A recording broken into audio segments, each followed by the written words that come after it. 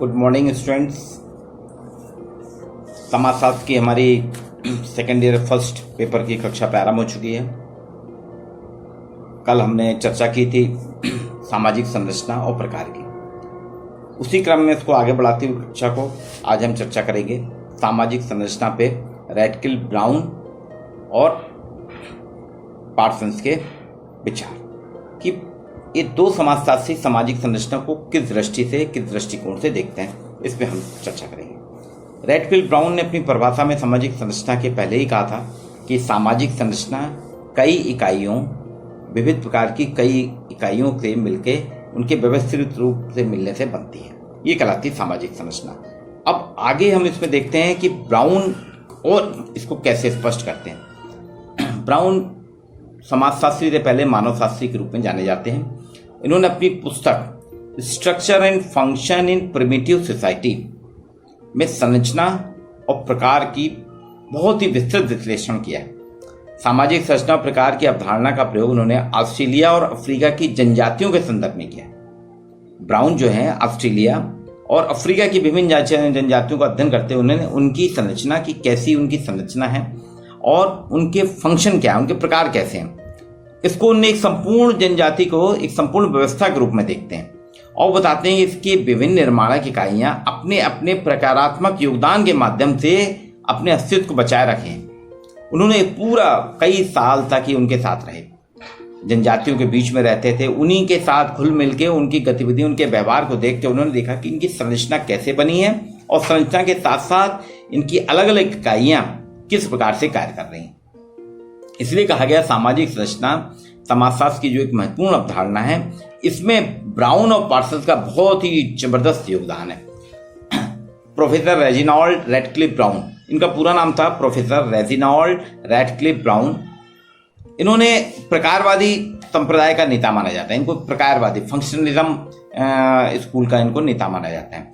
इन्होंने संरचना के समाज में संरचना के प्रकार, इस संरचना और प्रकार के स्पष्ट मान्यताएं और विचारों को रखा है। इसलिए इनको समाजशास्त्र का, आधुनिक समाजशास्त्र का, कुछ लोग कहते हैं कि अगस्टाम समाजशास्त्र के जनक हैं, समाजशास्त्र के पिता हैं, लेकिन आधुनिक समाजशास्त्र के जनक रैटक्लिफ ब्राउन भी, ऐसा कुछ लोगों का कहना है।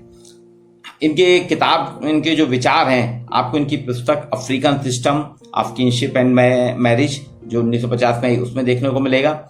Structure and function in primitive society 1952 में इसमें मिलता है। ये कहते हैं सामाजिक संरचना के निर्माणक अंग, जो कंपोनेंट्स हैं, निर्माणक अंग हैं, वो मनुष्य ही है और स्वयं संस्थात्मक रूप से संरचना जो है एक संस्थात्मक रूप से प्रभाषित और निर्मित संबंधों के अंतर्गत व्यक्तियों की एक क्रमबद्धता है। ये इनका रैटक्लिफ ब्राउन का कहना है। यानी the component of social structure are human beings being the structure itself being an arrangement of persons, a person in relationship institutionally defined and regulated। ये ब्राउन का है। अब इन्होंने इसकी जो विशेषताएं दी हैं सामाजिक संरचना की, वो हमको जानना जरूरी है। ये कहते हैं सामाजिक संरचना का निर्माण इकाइयों की क्रमबद्धता, कंटिन्यूटी और उनके पारस्परिक म्यूचुअल रिलेशन के द्वारा होता है, पारस्परिक संबंधों के द्वारा। सामाजिक संरचना की इकाई मनुष्य है। Man is a unit of social structure. सामाजिक संरचना मूर्त होती है। सोशल स्ट्रक्चर, सामाजिक संरचना, सोशल स्ट्रक्चर इज एब्स्ट्रैक्ट, मूर्त, आकार वाली, क्योंकि मनुष्य से जुड़े ना, अमूर्त नहीं, मूर्त अमूर्त अंतर है। ये अमूर्त है, अमूर्त की बात नहीं हो रही। सामाजिक संरचना में गतिशील निरंतरता होती है। कंटिन्यूटी कैसी होती है? गतिशील होती है, मोबिलाइज्ड होती है। सामाजिक संरचना स्थानीयता से प्रभावित, जो स्थानीय स्तर पे हर संरचना उससे प्रभावित होती है। सामाजिक संरचना को बनाए रखने में संस्थाएं, जो संस्थाएं हैं, समाज की विभिन्न संस्थाएं हैं, वो एक साधन के रूप में कार्य करती हैं। सामाजिक संरचना परिवर्तनशील है। देखिए, सामाजिक निर्माण जो है विभिन्न इकाइयों से होता है। आप अपने देखे ही कि बिल्डिंग जो है लोहा ईंट के इसको क्रमबद्ध रूप से जमा देते हैं तो बिल्डिंग बन जाती है। इंद्रधनुष का निर्माण भी देखिए विभिन्न रंगों की क्रमबद्धता के कारण होता है।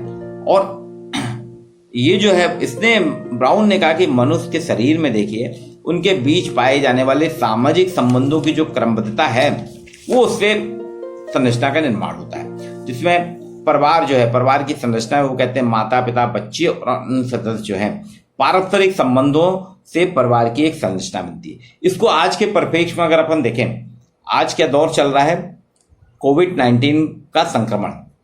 आज भारत ही नहीं पूरे वर्ल्ड के जितनी भी देश हैं सभी में कोरोना वायरस फैल चुका है।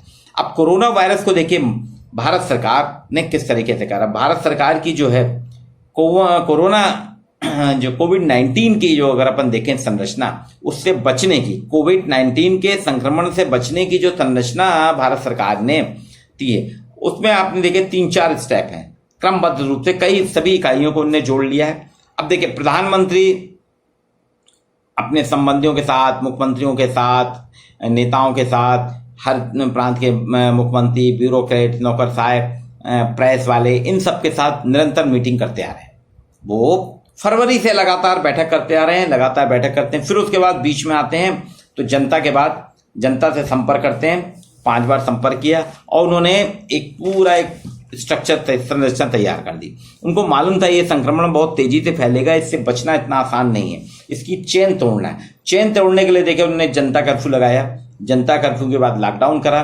फिर उन्होंने जनता कर्फ्यू में ही बात कर ली थी कि हमारे जो वॉरियर हैं, सेनानी हैं, इनका हम सम्मान करेंगे। फिर उन्होंने दिए जलवाए और धीरे धीरे स्टेप बाय स्टेप देखिए अब उसको नॉर्मलाइज, लॉकडाउन से बाहर आने के लिए भी अलग अलग प्रयास करके वो आते जा रहे हैं, लोगों से चर्चा कर रहे हैं। अब उन्होंने बहुत बड़ा पैकेज दिया, एक बार और पैकेज दिया था आर्थिक, दूसरा और दिया। ये जो 20 लाख करोड़ का पैकेज है, इसमें देखिए सभी को उन्होंने इन्वॉल्व किया। यहाँ पे एक जो संरचना बनी है कि डॉक्टर, खाली डॉक्टर काम नहीं कर रहे हैं, डॉक्टर के साथ नर्स भी जुड़ी हैं, पैरामेडिकल स्टाफ जुड़ा है, सफाई कर्मी जुड़े हैं, पुलिस वाले जुड़े हैं, दुकानदार भी जुड़े हैं और पूरी की पूरी जनता, 135 करोड़ आबादी। तो ये एक संरचना बड़ी है को, इसको अपन कह सकते हैं कोविड-19 स्ट्रक्चर, जो उससे बचने के लिए बनाया गया। तो देखिए अलग अलग इकाइयां अलग अलग क्रमबद्ध रूप से है ना गतिशील है। दूसरी चीज सामाजिक संरचना की इकाई वो कहते हैं मनुष्य होता है। ब्राउन ने मनुष्य को ही सामाजिक संरचना की इकाई माना, उन्होंने कहा और कुछ नहीं, सामाजिक संरचना में मनुष्य होता है, उन्हीं के जो विभिन्न संबंध हैं, सामाजिक संबंध, उनके जाल से एक दूसरे के रूप में, जाल के रूप में फंसे रहते हैं और फिर वो एक दूसरे को मदद करते हैं। दूसरी चीज ये कहते हैं मूर्त है, यानी सामाजिक संरचना अमूर्त नहीं मूर्त है, क्योंकि इसको हम देख सकते हैं, मनुष्य की इकाइयां मनुष्य हैं तो उनके रंग रूप आकार ऊंचाई होती है, इसलिए हम उनको देख सकते हैं। गतिशील निरंतरता है, ये कंटिन्यूटी में चल रही, जन्म से लेकर मृत्यु तक, शिशु से युवा, युवा से प्रौढ़, प्रौढ़ से वृद्ध, लंबाई है ना, मोटा पतला, ये अलग अलग कोशिकाएं हमारे शरीर में चलती रहती है, गतिशील है। स्थानीयता का प्रभाव, इम्पैक्ट ऑफ स्पेटल, वो कहते हैं यहाँ जब भी सामाजिक संरचना की हम बात करते हैं तो प्रत्येक संरचना जो है स्थानीय पहलुओं से प्रभावित होती है। यहाँ व्यक्ति के संबंध जो हैं, जो घर से लेके विस्तृत तो फैले रहते हैं और प्रत्येक संरचना में उसमें आप देखें उसके भौगोलिक व्यवहार दिखते हैं, भौगोलिक संबंध देखते हैं जो उसके जीवन को प्रभावित करते हैं। जैसे गांव का अलग संरचना है, शहर की अलग है, उसमें स्थानीय है ना, ग्रामीण लोगों में स्थानीय का प्रभाव, क्योंकि शहर में भी आ जाते हैं तो ग्रामीण बोली में ही बात करते हैं। संस्थाओं का महत्व, प्रत्येक संरचना में प्रथा, परंपरा, कानून, नैतिकता, धर्म, सरकार आदि का अपना अलग अलग अस्तित्व रहता है और ये एक दूसरे को प्रभावित।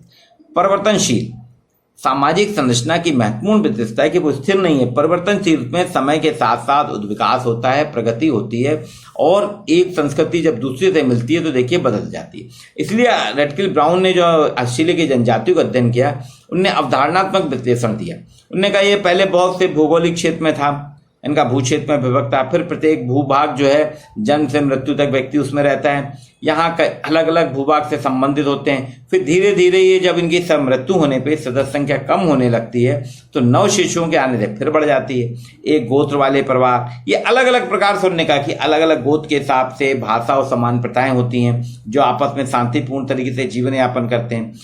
व्यक्ति अपनी माँ के गोत्र वाले भूग में आता जाता है और उन्हीं के झुंड में रहता है। उनने का दूसरा पक्ष इसमें टोटम का है, टोटम समूह होता है, सबका एक विशिष्ट टोटम होता है हर समूह का, और वो अपने भौगोलिक क्षेत्र में उसको एक पवित्रता के साथ मानता है। ये उनका कहना था ब्राउन का, और इसी आधार पर उन्होंने कहा, रेडक्लिफ ब्राउन ने जो विवेचना दी कि सामाजिक संरचना सामाजिक संरचना व्यवस्था का वर्णन करते हैं समय हमें सिर्फ सामाजिक समूह अर्थात परिवार, गोत्र, झुंड की संरचना, उसके संबंधों के साथ साथ मनुष्यों के बीच होने वाले संबंधों को भी देखना चाहिए। मनुष्यों के बीच जो सामाजिक संबंध है हमें वो भी देखना चाहिए।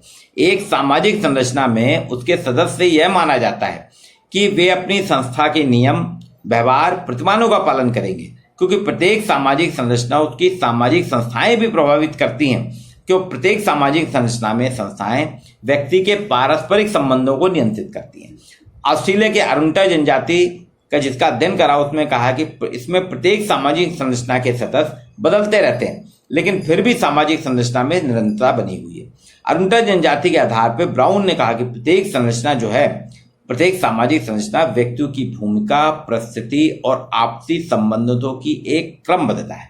ये ब्राउन का कहना था। अब पार्सन्स ने इसको कहा, पार्सन्स कहते हैं, उन्होंने अपनी पुस्तक में लिखा है सोशलॉजी ए सिस्टमेटिक इंट्रोडक्शन। ये पार्सन्स के से प्रभावित होकर जॉनसन ने इसमें उसके प्रकार और स्तर और व्यवस्था का उल्लेख किया है। पार्सन्स कहते हैं प्रत्येक सामाजिक व्यवस्था का एक ढांचा या संरचना होती है। इस संरचना की निर्माणक इकाइयां समूह, उपसमूह, भूमिका और भूमिका को निर्धारित करने वाले मानदंड और सांस्कृतिक मूल होते हैं। पार्सन्स ने इसको 4 रूपों में बांटा है सामाजिक मूल। एक सार्वभौमिक सामाजिक मूल होते हैं जो यूनिवर्सल सोशल वैल्यूज हैं, जो हर समाज में पूरे समय फैले रहते हैं और हर व्यक्ति पे लागू होते हैं, जैसे ईमानदारी, सच बोलना, है ना, ये सभी समाज के उत्तम गुण हैं। विशिष्ट सामाजिक मूल, स्पेसिफिक सोशल वैल्यू। विशिष्ट सामाजिक मूल नाम से स्पष्ट है, विशिष्ट सामाजिक मूल किसी एक समाज विशेषता का रहते हैं, जैसे पतिव्रत का, है ना, पतिव्रत का आदर्श सामाजिक जो है ना, ये विशिष्ट सामाजिक मूल हिंदुओं में पाया जाता है। अर्जित सामाजिक मूल, अर्न सोशल वैल्यू, ये हमको व्यक्ति इन मूल्यों को प्राप्त करता है। इस प्रकार के मूल्यों का संबंध व्यक्ति के प्रयत्नों द्वारा प्राप्त किए गए पदों से होता है, जैसे प्रधानमंत्री द्वारा किए गए कार्य, ये अर्जित मूल है। प्रदत्त सामाजिक मूल, अचीव्ड सोशल, इस प्रकार प्रदत्त सामाजिक मूल्य जो है इसका संबंध जन्म और परंपरा द्वारा निर्धारित पदों से होता है, राजघरानों के पद, इसी प्रकार से। इससे पार्सन कहता है कि हर सामाजिक संरचना में एक ढांचा होता है, उसका निर्माण विभिन्न समूह, उपसमूह के द्वारा होता है, जिसमें समूह और उपसमूह जो है वो कहता है कि प्रत्येक सामाजिक व्यवस्था कई समूहों से मिलती है, जिसमें समूह होते हैं, उपसमूह होते हैं, धार्मिक, आर्थिक, राजनीतिक, सांस्कृतिक, मनोरंजक समूह के आधार पर समाज पूरा बढ़ जाता है। जैसे जाति में उसने देखिए, हम जाति में भी हमको कई जातियां मिलती हैं। अब इनमें रोल होते हैं, भूमिकाएं। प्रत्येक सामाजिक व्यवस्था का निर्माण करने वाले, जो उसमें भाग लेने वाले व्यक्ति हों, उनकी भूमिकाओं से वो सामाजिक व्यवस्था का निर्माण होता है। जैसे एक परिवार का निर्माण, उसमें पिता की भूमिका भी देखने को मिलेगी, माँ की भूमिका देखने को मिलेगी, भाई बहन, संतान, है ना, परिवार के सभी सदस्यों की अलग अलग जो विशिष्ट भूमिका होता है, उस भूमिका से वो पूरी एक फैमिली, परिवार बन जाता है। नियामक मानदंड, रेगुलेटिव नॉर्म्स, प्रत्येक सामाजिक व्यवस्था में कुछ निश्चित मापदंड होते हैं और ये मापदंड समूह, उपसमूह, भूमिकाओं को परिभाषित करते हैं और उनके दायित्व का निर्धारण करते हैं। जैसे सकारात्मक दायित्वों का उल्लेख करने वाले मानदंड देखने को मिलेंगे और हमारे अनुमत व्यवहार, परमिसिबल एक्शन को उल्लेखित करने वाले मानदंड मिलेंगे। इसमें उसने भूमिका और समूह को भेद को अलग अलग स्पष्ट किया है। बोले एक परिवार के सकारात्मक दायित्व किसी भी फैमिली के पॉजिटिव रिस्पॉन्सिबिलिटी वे नहीं है जो एक व्यापारिक संगठन है उसकी रिस्पॉन्सिबिलिटीज अलग हो जाती हैं और परिवार के रिस्पॉन्सिबिलिटीज अलग हो जाती हैं। पिता पुत्र दोनों के बीच में दायित्वों का भेद होता है। पिता का दायित्व क्या रहता है? संरक्षण का। पुत्र का दायित्व क्या होता है? सहयोग का, कोऑपरेशन का रहता है। यहाँ पे ये संबंध जो है, मानदंड है, ये भूमिकाधारी उपसमूह के बीच के संबंधों में दायित्व का निर्वहन करते हैं। इसी प्रकार पर उसने कहा कि सांस्कृतिक मूल होते हैं। प्रत्येक सामाजिक व्यवस्था की संरचना में जो मानदंड होते हैं वो अलग अलग सांस्कृतिक मूल होते हैं, जिससे हमें अच्छा बुरा, उचित अनुचित, सही गलत के रूप में हम इसको साबित करते हैं। इसी के आधार पर उसने कहा कि कई उप प्रणालियां, प्रकारात्मक उप प्रणालियां भी आती हैं जो प्रतिमान को बनाए रखती हैं और तनाव को दूर करती हैं, अनुकूलन करती हैं और एकीकरण करती हैं। इस प्रकार समाज की अर्थव्यवस्था जो इकोनॉमिक सिस्टम में एक प्रकारात्मक उप प्रणाली है जो समाज के अनुकूलन से संबंधित है। प्रत्येक समाज की अर्थव्यवस्था समाज में वस्तु और सेवाएं उत्पन्न होती हैं जो समूह और समिति की आवश्यकताओं की पूर्ति करती है। इसी तरह से प्रजातंत्र में दबाव समूह होता है, शिक्षण संस्थाएं होती हैं, मनोरंजन का होते हैं, धार्मिक समूह होते हैं, हॉस्पिटल होता है। ये सारी प्रकारात्मक उप प्रणालियां हैं जो एक दूसरे के साथ व्यवस्थित रूप से एकीकरण और समन्वय बनाते हुए कार्य करती हैं। इसलिए उसने कहा कि सामाजिक संरचना जो है उप प्रणालियों से मिली जुली, उसमें कई उप प्रणालियां हैं और ये अमूर्त रहते हुए मूर्त रूप में कार्य कर सामाजिक व्यवस्था को बनाए रखती हैं। इसलिए सामाजिक संरचना पार्सन्स कहता है कि वह बाह्य रूप को प्रकट करती है। इसका निर्माण अनेक समूह, संस्था, मूल्यों से मिलता है। अब ब्राउन का जो है प्रकार, इसके प्रकार की बात देखें, ब्राउन ने प्रकार क्या बोले कि राइटविल ब्राउन कहता है अपनी structure and function of primitive society में कि संरचना के साथ साथ प्रकार भी एक विवेचना है। वो कहता है कि सामाजिक तत्व का प्रकार उस तत्व का वह योगदान है जो सामाजिक व्यवस्था की क्रियाशीलता के रूप में सामाजिक जीवन को प्रदान करता है। दूसरी चीज वो कहता है समाज स्वयं एक व्यवस्था है। ब्राउन कहते हैं समाज तो अपने आप में स्वयं एक व्यवस्था है और इस व्यवस्था की क्रियाशीलता ही, है ना, एक्टिवनेस ही सामाजिक जीवन की निरंतरता, कंटिन्यूटी और अस्तित्व का कारण होती है। इसलिए प्रत्येक सामाजिक व्यवस्था की सामाजिक इकाइयां का योगदान ही प्रकार है। इस प्रकार को वो कहते हैं कि प्रत्येक समाज की विभिन्न निर्माणक इकाइयां या तत्व जो हैं अपने अपने निर्धारित कार्यों अर्थात भूमिकाओं को करते हुए संपूर्ण सामाजिक व्यवस्था या संगठन की निरंतरता, कंटिन्यूटी को बनाए रखते हैं। समाज की निर्माणक इकाइयों का योगदान ही ब्राउन कहते हैं कि समाज में प्रकार है। कल हम अगली क्लास करेंगे, आज इतना ही। नेक्स्ट हमारी क्लास जो रहेगी वो सामाजिक संगठन, सोशल ऑर्गेनाइजेशन पे कल हम चर्चा करेंगे। आज के लिए इतना ही।